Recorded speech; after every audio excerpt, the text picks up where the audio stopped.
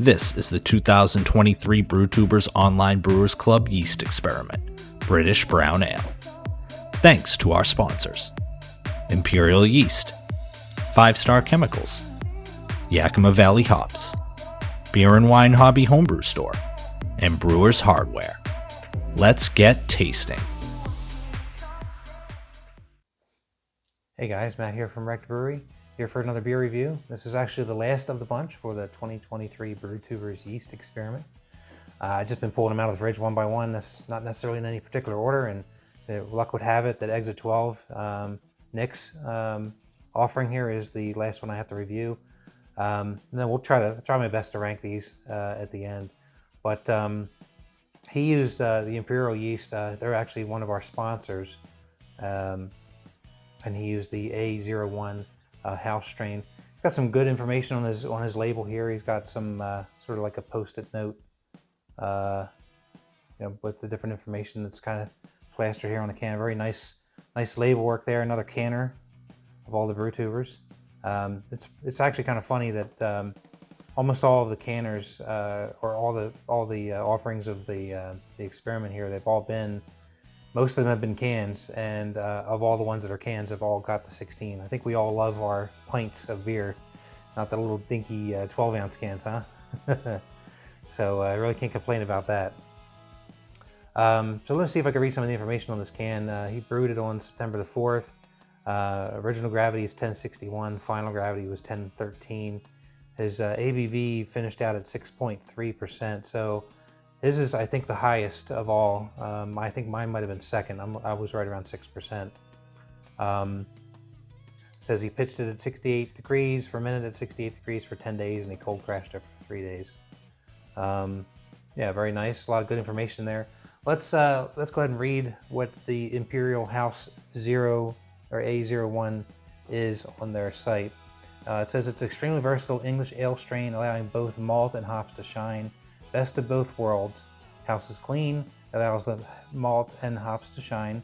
This strain is extremely versatile and flocculent enough to drop out of the beer quickly. Best strain choice for any and all English-inspired recipes. However, does extremely well in hopped up American styles as well. So, well, we did make a English style, / British brown ale. So, I guess this qualifies, huh? Let's see what we have. Got a nice pop on it. Filled right to the top there. We were going to get our full pint. I don't think this is a pint glass, so it's not going to all fit. Most of these haven't. I've kind of had to top them off. That's all right. All right, there we go. I didn't pour too aggressively. All right, so visually very clear. I could see straight through that. No problem at all. Right straight through to the camera there. It is darker than the last couple that I've had. It's really interesting. These have all kind of been, there's been a nice range of SRM on these, from light like a copper color. You can see right through like a more of a pale brown color, all the way to deep brown. Every one of these has been just a little bit different as far as the hue goes on that, but this is a really nice looking brown ale. Definitely looks the part. I could see some bubbles coming up on that. Not a ton, so maybe the carbonation isn't super high, which is totally fine with me. The head is kind of dissipated pretty quickly there, actually. So you are left with a little skim, little cap. It's kind of off-white khaki color. And this might be attributed to the 6.3%, but it's got some legs on it. It's definitely sticking to the glass. Let's go in for an aroma. That's very nice. Very nice and complex in the nose. I like that. I'm picking up some of the chocolate.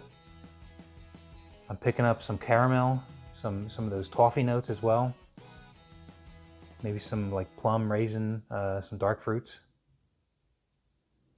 But I could smell a lot of sweetness too in this. Maybe kind of like a brown sugar or something. It smells very, very sweet, very inviting. It's almost like with all those kind of flavors that are hitting me in the nose there. It kind of Kind of comes across as if this might be a good dessert beer. It's really neat. Very cool, Nick. It's got a lot of good complex aromas to this. Let's check this one out. Cheers.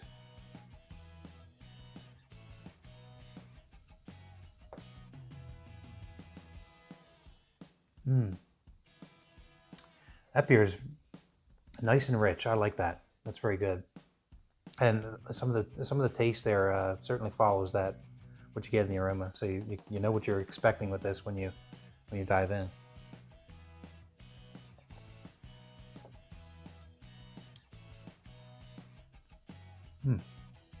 That's tasty.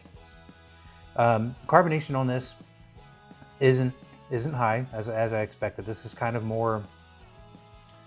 This is probably more medium, I guess, which is perfectly fine for me. I'm not one that likes necessarily real super carbonated beers. But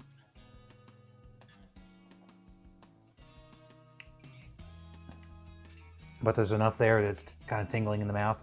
Also, it's got a good mouthfeel to it. Very good body to it.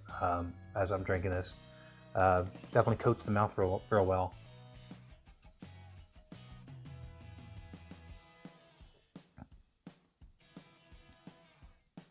Yeah, that's delicious. I'm getting all those flavors that I get in the aroma. I'm getting a little bit of the chocolate. Towards the end, I'm getting a little bit of the roast, maybe a little bit of the coffee, kind of a taste, kind of towards the end.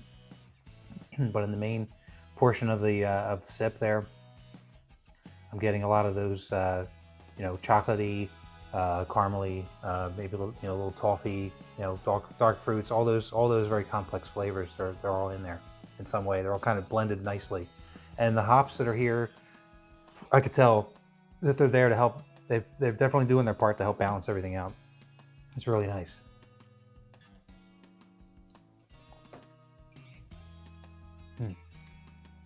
Yeah, nice job, Nick.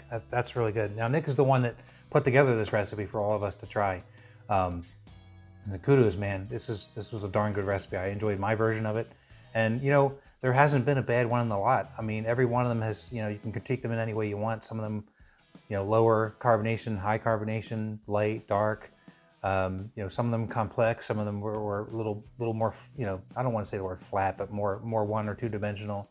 It didn't have as much, a lot of the different flavors weren't necessarily popping out on them. But that's not necessarily a bad thing. I mean, it was just all attributed to the types of yeast that we used. And it's really interesting to see. It's been a fun experiment to see all these different yeasts, and all the brewers kind of just see what they all can bring to the table. It's really cool, and I look forward to our next experiment, that whatever we decide to do for that next year.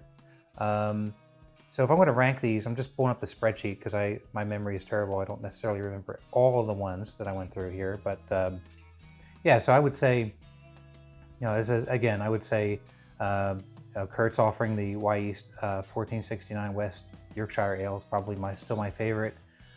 Billy for the WLP 002 is probably my second.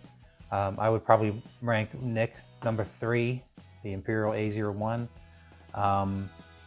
I'd probably put Sean and or Dave, next after that. Sean's was pretty good, the WLP 005, and mine's in there too, the WLP 006.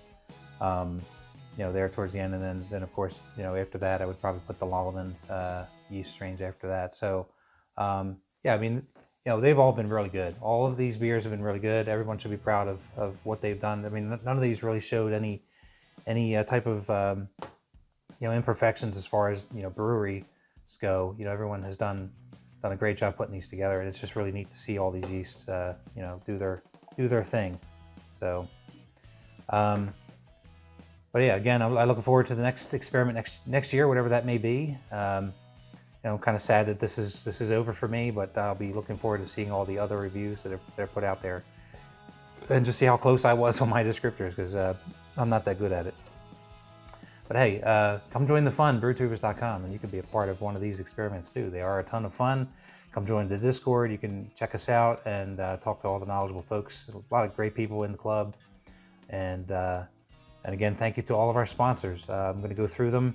Every one of those sponsors has been a part of this Yeast Experiment this year, and every one of them went into this in some way or another. I believe all of us, if not, definitely most of us, if not all of us, have gotten our ingredients from Beer and Wine Hobby. You know, Imperial Yeast, they, you know, Nick brewed with them, but they also supplied us some yeast in return after we've all brewed. So that was very cool of them to do that. We have Brewers Hardware. I'm sure folks, I know myself, you know, some stuff in my kegs, some components there have all been from Brewers Hardware. 5-star, everybody uses that for keeping their brewery clean and sanitary. And of course, Yakima Valley hops. You know, pretty much all the hops that went into this were from Yakima Valley. I know all mine were. So, but yeah, cheers everybody. It's been a lot of fun. Have a good night, and we'll catch you on the next video, whatever that may be. Take care.